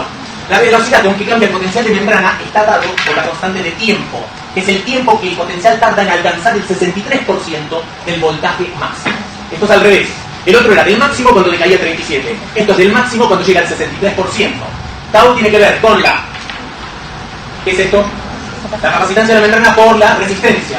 Y que si miran, la fórmula es más o menos parecida. Lo único que acá está elevado a un número negativo, es uno menos y el número negativo. Y esto es parecido, era lo que daba el 37, le puede servir de regla mnemotécnica, porque lambda era el 37% y esto es el 63. 37 más 63 suman el 100%. ¿Sí? No significa, no quiero confundirlos, no significa, son dos cosas diferentes. Pero si recuerdan uno, van a recordar el otro. Esa es la regla mnemotécnica. Y es, si yo estimulo, cuando llega al máximo, el B de membrana, cuando llego al 63%, esto yo lo denomino tau. Es en función del tiempo, el B de membrana. A mayor tau, más lenta es la velocidad de conducción de la señal. ¿Se entiende? ¿Por qué? Porque al llegar acá, o sea, esto llega en este tiempo, es el 63% del máximo. Si esto es mucho más lento, tau va a estar más acá. Eso significa que va a ser más lento. Más tiempo va a requerir. Entonces la conducción de ese axón va a ser menor. Porque va a tardar más tiempo en llegar. Y cuanto más rápido va a complicar. ¿Se entiende? Estas dos constantes solo se entienden si uno entiende lo que pasa con un potencial electrotónico. El potencial electrotónico, cuando yo logro generarlo, va a decaer en el tiempo y en la distancia. Las dos. En el tiempo, ¿por qué? Porque depende de las características de este axón, va a hacer que sea, o sea, tarde más en llegar la señal. ¿Sí? En el tiempo. Y la distancia, porque con la distancia me cambia la eficiencia de la información que me llega. ¿Esto cómo cambia? No me importa. Por ejemplo, ¿cómo hago para cambiar una forma que el sistema nervioso hizo para aumentar el diámetro, aumenta el lambda? ¿Eso qué significa? Cuanto más grande es el axón más grueso, ¿sí? Miren el C, más lejos va a llegar. ¿Para qué me interesa que la información llegue lejos? Y yo tengo el dedo gordo de C, que yo me lo toco ahora, ¿sí? Si bien llega al cerebro, pero la primera sinapsis es acá, en la lumbar. O sea, yo tengo un axón que está llegando de ahí, la pierna, en mi caso puede ser un 90 centímetros, un metro, lo que sea, y tiene que llegar, o sea, yo lo toco y apenas llega. O sea, es muy importante la velocidad, ¿sí? Porque si no, yo me clavo un clavo ahí y cuando después llego a mi casa cenátil, ¡ay! En el camino. Las respuestas tienen que ser rápidas. El sistema nervioso, una de las cosas es la eficiencia en la velocidad de la transmisión de la información. Entonces, una forma es de aumentar el diámetro. Ahora, si tuviésemos este tipo, o sea, si respetáramos la teoría del cable, que es por el cual los cables también de alta tensión son mucho más gruesos, claramente, ¿por qué? Porque además pueden transmitir más electrones. Yo, si no tuviese otro sistema que optimizara la información, el axón o la dendrita que viene desde, o sea, el que transmite la información desde el dedo gordo hasta acá, tendría que ser así de ¿sí? ¿Se entiende? O sea, una forma de variar. ¿Se acuerdan de la capacitancia? ¿Cómo varía por el área? Bueno, miren que hay características iguales. Esto lo que tiene es que tiene mayor capacidad de transmitir electrones porque es más grande, entonces va a poder llegar más lejos. ¿Sí? Eso es lo que dice tau y lambda. En este caso, lambda. Esto no importa porque cuando se bifurca, esto tampoco porque es más complicado, pero esto lo podemos ver rápido antes de... Yo tengo un potencial de acción generado por un flujo de corrientes activas y pasivas. ¿Qué sucede acá? Yo estoy estimulando en este lugar. se propaga y llega a esta zona, ¿sí? Va propagando el potencial, ¿sí? En este caso, involucra canales, si estoy subumbral, se está propagando la información a través de ese axón, en el tiempo 1, tiempo 2 y tiempo 3. ¿Cómo hago yo para aumentar? Bueno, ya me pasé. Lo que les explico rápidamente, pero muy rápido, lo voy a dar en la próxima clase, antes de dar, lo engancho con la presinapsis, es, el sistema nervioso encontró una forma de poder optimizar la velocidad lenta, la velocidad rápida del potencial electrotónico con la restauración, con la mantención de la información del potencial de acción. ¿Cómo lo hizo? Generando la mielina. La mielina es un aislante, ¿sí? Entonces, lo que hace este aislante es que cuando se propaga por un axón con mielina, se genera primero un potencial de acción. ¿Dónde? Por ejemplo, en el cono axónico. Cuando entra al área de la mielina, se propaga en forma electrotónica. Va perdiendo información. Ya no es todo o nada. Pero ¿qué aumenta la velocidad? Si esa velocidad, si esa depolarización de la membrana llega al primer nodo de Rambier, que se caracteriza el nodo de Rambier por tener alta densidad de canales de sodio y de potasio voltaje dependiente. Si llega superando el umbral, se regenera el potencial de acción. Como las estaciones de relevo que yo les dije en la estación Rivadavia, en Martínez o lo que sea. ¿Sí? Se regenera. O una vez que se regeneró, entra en la parte de la mielina y otra vez pierde el potencial de acción. Se genera otro electrotónico, pero viaja rápido. Y acá se regenera. Y así avanza. Es lo que se llama la teoría saltatoria, porque se van generando potenciales de acción a lo largo de los axones. Por eso el problema es, si la mielina desaparece, o sea, se propaga rápido acá por varias características, se los muestro en la próxima clase porque si no, no llegamos, pero se propaga rápido acá en forma electrotónica gracias a la mielina. Es el aislante. Si no tuviese la mielina, si yo saco la mielina, acá la velocidad de propagación disminuye y se pierde enseguida la información. Entonces, por eso las enfermedades con problemas, o sea, que se pierde la mielina, se pierde información, sea motora, sea sensorial. Después se los muestro esto, pero esto lo que quiero mostrar es un axón. Un axón. No, sin mielina y un axón con mielina. Los dos los estimulo acá. Miren este a dónde llegó, miren este a dónde llegó. Miren este a dónde llegó, miren este a dónde llegó. O sea, lo que este mantiene la información, pero es muy lento. No me serviría para distancias largas. ¿Sí? ¿Sirve para qué? Para interneuronas. Para información ahí cerquita. La transmite con precisión y no precisa demasiada velocidad. A distancias muy largas lo que precisa es algo que mantenga la información y que además sea rápido. El hombre todavía no ha logrado esto que la naturaleza hizo hace millones de años, que es no perder eficiencia en la información y aumentar la velocidad. Nosotros, o mantenemos la información que es lenta, estamos o amielínicos o ¿sí? Todavía no le encontramos la vuelta. La naturaleza se lo encontró hace muchos años. En la próxima vemos todo el detalle de esto antes de empezar con el potencial, con la sinapsis.